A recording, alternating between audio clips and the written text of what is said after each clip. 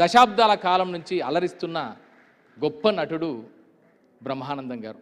వారు ఇక్కడికి విచ్చేసి మనందరినీ ఆశీర్వదించడం, ఈ నాటకాన్ని, నాటక కళాకారుని ఆశీర్వదించడం సంతోషంగా భావిస్తున్నా. వారికి ఒక్కసారి మనందరి కరతాళ మధ్య శుభాకాంక్షలు, ధన్యవాదాలు తెలియజేద్దాం.